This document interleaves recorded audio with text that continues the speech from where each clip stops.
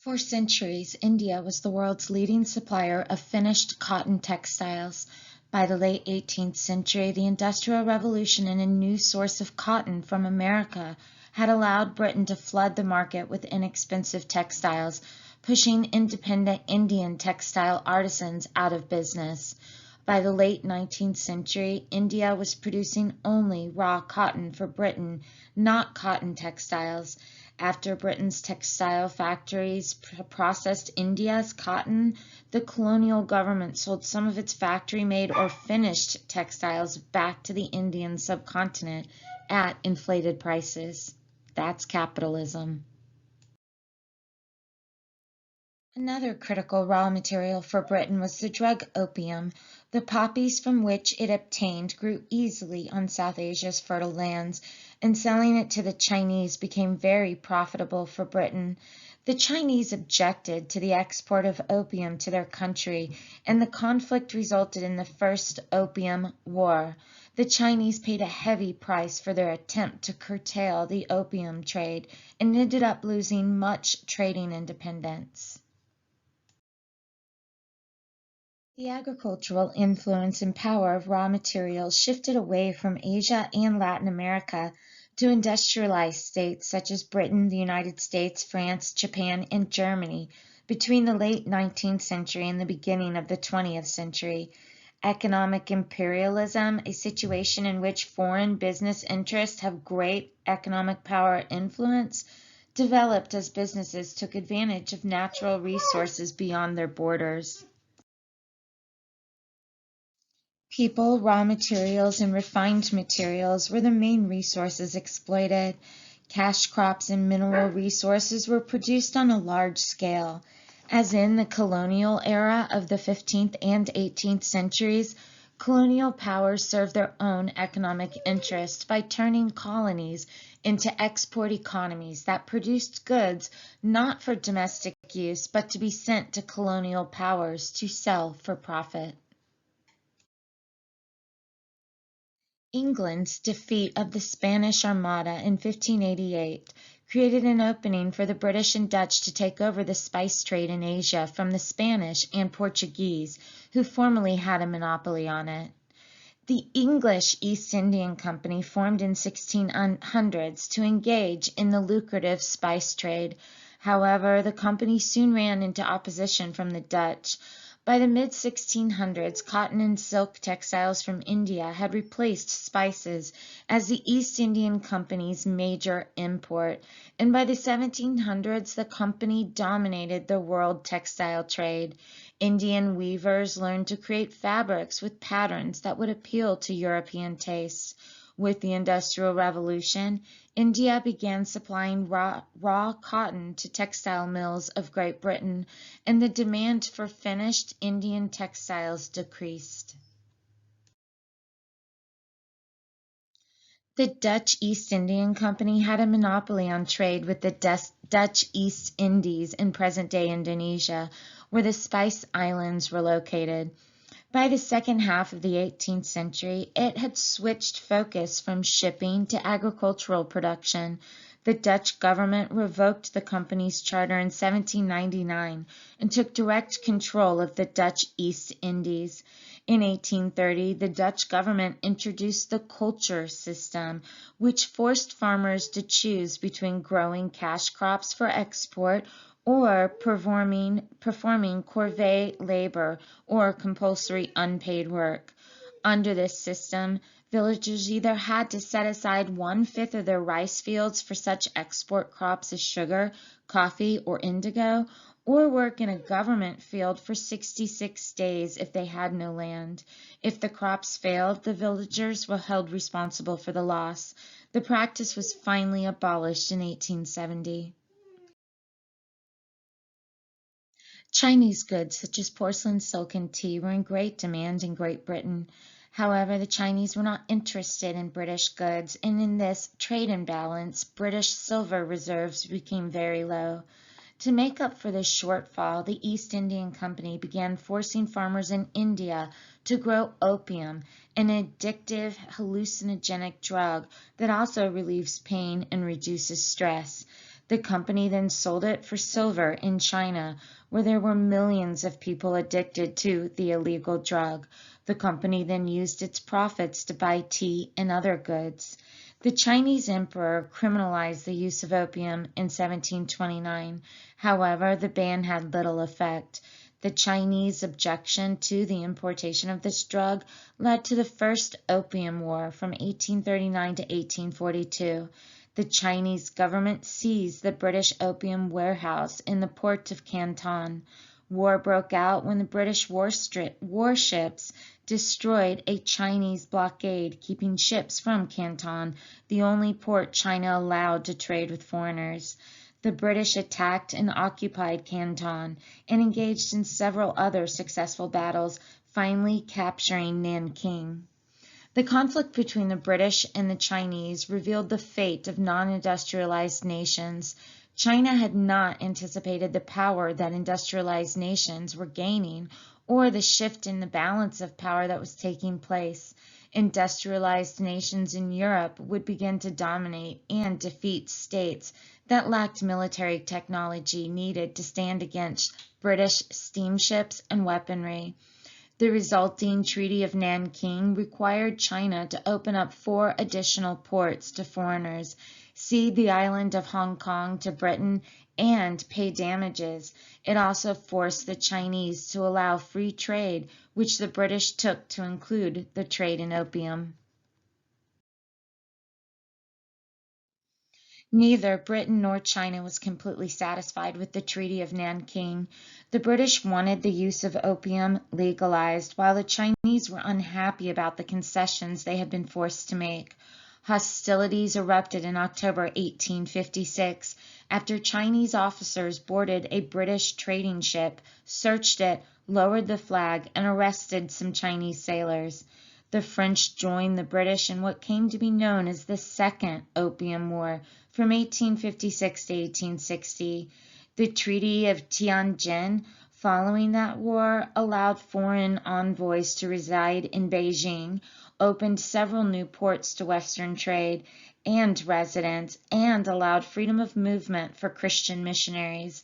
After additional negotiation, opium was legalized, and China ceded to the British the southern portion of Kowloon Peninsula, which was just next to Hong Kong. Japan, France, Germany, Russia, and the United States sought the same trading privileges that Britain attained after winning the Opium Wars. By the end of the century, these nations began forcing China to give them exclusive trading rights in areas known as spheres of influence. It was at this time that the open door policy proposed by the United States allowed for a system of trade in China to be open to all countries equally in order to keep any one power from total control of China. Before colonization, most farming in Africa was to raise food crops. After colonization, land that had been devoted to growing food was converted to cash crop production to provide raw materials for European industries and goods for European markets. In exchange, the Africans received cotton textiles, canned food, and alcoholic beverages. This unequal trade structure made the colonies economically dependent on the imperial powers. Reliance on a single cash crop, one grown to be sold, in a country or region left many Africans vulnerable during periods of drought, economic decline, or falling world prices. Food production declined as farmers chose to plant cash crops such as cotton, which would increase the value of their land. Food shortages and even famines could arise because the most arable land was devoted to growing crops for export. Egypt had embraced cotton as a cash crop before the American Civil War and more than doubled production between 1861 and 1863. By the end of the century, cotton accounted for 93% of Egypt's exports. It was also the leading cash crop in Sudan, where the Plantation Syndicate, a group of British weaving companies, dictated land use to farmers. When the British colonized Uganda, they encouraged cotton as a cash crop there as well, and it soon replaced enslaved people in ivory as the chief export. In Kenya, most native people were herders. Groups like the Kikuyu were moved to reserves with poor soil and bad climates. In the fertile Rift Valley, the colonial government gave the land to white settlers, forcing most Africans to relocate. Those who remained were forced to provide cheap labor for white farmers. African farmers were also forbidden to participate in export of any cash crops and prohibited from growing some cash crops such as coffee and tea. After missionaries introduced it to the area in the 1880s, cacao became the major cash crop on the Gold Coast. This region soon became the largest cacao producer in the world. Cacao was also an important cash crop in the Ivory Coast, Nigeria, and the Portuguese colonies of São Tomé and Angola. Palm oil, palm kernels, and peanuts, also called groundnuts, were already major exports from West Africa before colonization. It was a valuable raw material because it was used as a lubricant for the machines of the Industrial Revolution in Europe. Slavery was outlawed in British colonies in 1833, but it persisted elsewhere in Africa. The French army often paid its African soldiers in slaves, and the French colonial administrators relied on slaves for many of their staff. It was not until 1912 that slave raiding and trading was suppressed in most of Africa. Slavery was not abolished by law throughout Africa until the first quarter of the 20th century. Slave labor was used to produce many of the cash crops, especially oil palms, coffee, and cacao. Some companies felt a moral responsibility to oppose the use of enslaved people in the production of raw materials they used. For example, the Quaker-owned Cadbury's stopped buying slave-grown cacao or chocolate from Portuguese African colonies in 1908 after the slave trade was exposed. In the second half of the 19th century, Latin America was subjected to imperialist aggression from both Europe and the United States. The new imperialism was concerned with a world capitalist economy, as the industrialized nations of Europe and the United States sought raw materials, low-wage labor, and new markets for their goods. The emerging middle classes of Latin America were hungry for the latest European news and fashions. Britain replaced Spain as Latin America's major trading partner. Companies based in Britain became the largest investors in Latin America, followed by ones from France and Germany. Europeans invested over $10 billion in Latin America between 1870 and 1919, primarily in Argentina, Mexico, and Brazil. The United States was not yet as established a world power as Britain or France. However, the Second Industrial Revolution brought newfound prosperity to the young republic. U.S. corporate investments came later and were concentrated at first in Mexico and Cuba. These investments supported infrastructure and industry, especially railways, shipping, and the emerging banking and financial sectors. They also financed mining, guano, and meat processing and packing plants. In 1823, the Monroe Doctrine, the U.S. policy of opposing European colonialism in the Americas, told the world that Latin America was in the U.S. sphere of influence. This is a map of the economic imperialism that existed in this time period from 1898 to 1917. And as you can see, all of these economies right here, these are places that still struggle today, were turned into what we call a one-crop economy. They focused on growing just one thing, and that was for export. That was going to be coffee, sugar, chocolate, tobacco, timber, fishing, bananas. Oh, bananas were huge. Can you believe people fought wars over bananas? I don't like bananas, but they did. They fought huge wars over it. And a lot of this was fueled by the United States. I mean, first Europe, but the United States steps in and does a lot of this. Once we get rid of European imperialism after their defeat in World War II, the U.S. steps in and just tries to continue on. late 19th century, Britain had invested more in Argentina than its own colony of India. As much as 10% of British foreign investment was in Argentina. British investors, entrepreneurs, and business leaders helped turn Argentina into the richest country in Latin America and one of the dozen richest in the world by the outbreak of World War I. They improved breeding stock and developed large-scale farming throughout the grassy plains known as the Pampas. They also financed infrastructure and building projects such as the railroad and telegraph systems. Because of its location on the shallow Rio de la Plata, Buenos Aires needed to build a new port to facilitate passenger service and massive import and export of goods and services. The British financed and designed the new port of Puerto Madera. Spain colonized the region of present-day Chile between 1540 and 1818. Chile's economic development was initially dependent on the export of agricultural produce. The wealth of these raw materials brought dependency on Spain and tension among neighboring states. Copper would come to dominate Chile's exports.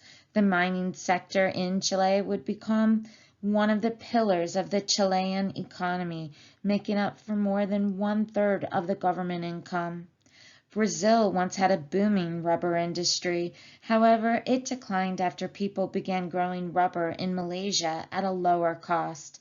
The shift of rubber production demonstrated how trade was organized to the advantage of companies based in Europe and the United States. Economic competition brought prosperity to some regions, but it was always fragile. Foreign investors often used their governments to act as strongmen to help them achieve the ends they wanted. The United Fruit Company was an American corporation that traded in tropical fruit, primarily bananas, grown on Latin American plantations and sold in the United States and in Europe. The United Fruit Company allied itself with large landowners to pressure governments to maintain conditions that would be favorable for the U.S. company. In a short story, the writer O. Henry coined the term banana republics to describe small Central American countries under the economic power of foreign-based corporations. The banana republics were politically unstable states with an economy dependent upon the exportation of a limited resource product such as bananas or minerals. Patterns of imperial control over territories and transportation networks in Central America, the Caribbean coast of Colombia, Ecuador, and the West Indies continued as companies sought political dominance to gain monopolies over natural resources. The power of investments to transform and dominate small or weak states could also be seen in the Pacific Islands. A group of American businesses and sugar planters in Hawaii went so far as to overthrow the constitutional monarchy in 1893, hoping that the islands would be annexed by the United States. In 1898, Hawaii became a territory of the United States.